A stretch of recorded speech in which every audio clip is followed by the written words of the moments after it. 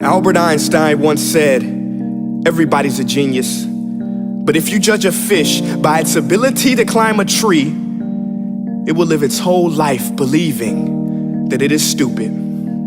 Ladies and gentlemen of the jury, today on trial we have modern day schooling. Glad you could come. Not only does he make fish climb trees, but also makes them climb down and do a 10-mile run. Tell me, school, are you proud of the things you've done?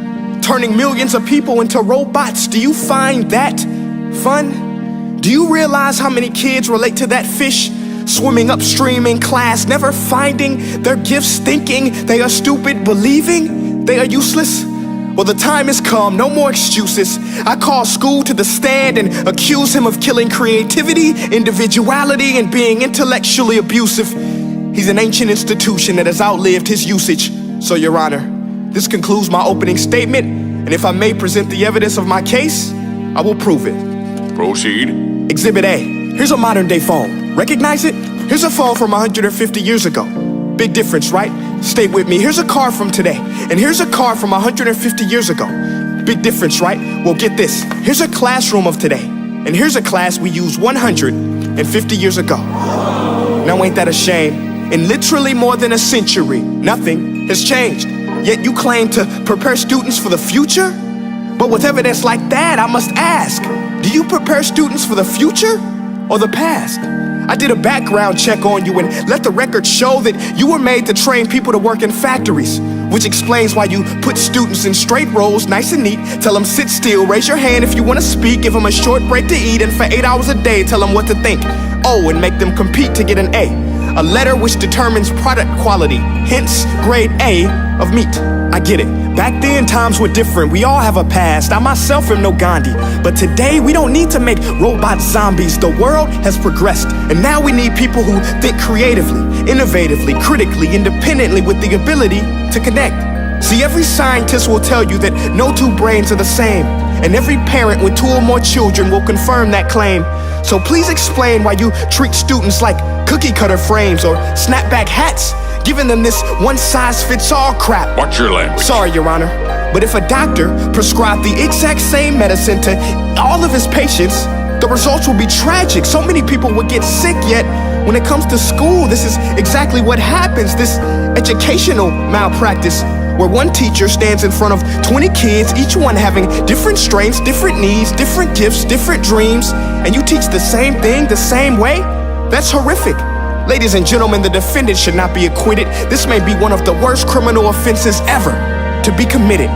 And let's mention the way you treat your employees. Objection. Overruled. I want to hear this. It's a shame.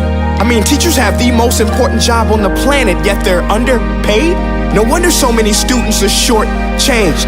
Let's be honest, teachers should earn just as much as doctors, because a doctor can do heart surgery and save the life of a kid, but a great teacher can reach the heart of that kid and allow him to truly live. See, teachers are heroes that often get blamed, but they're not the problem. They work in a system without many options or rights.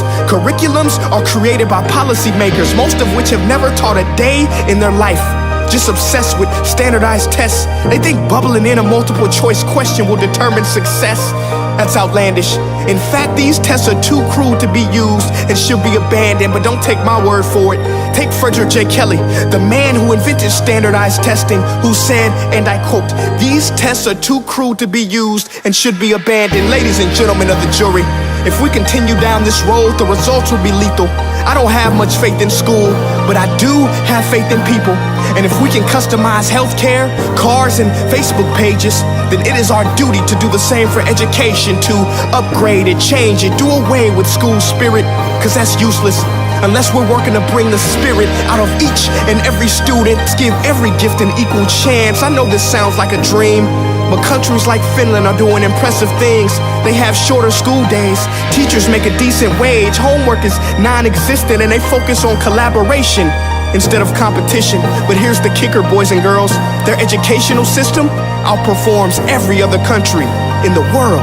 Other places like Singapore are succeeding rapidly. Schools like Montessori, programs like Khan Academy, there is no single solution. But let's get moving, because while students may be 20% of our population, they are 100% of our future. So let's attend to their dreams, and there's no telling what we can achieve. This is a world in which I believe, a world where fish are no longer forced to climb trees. I rest my case.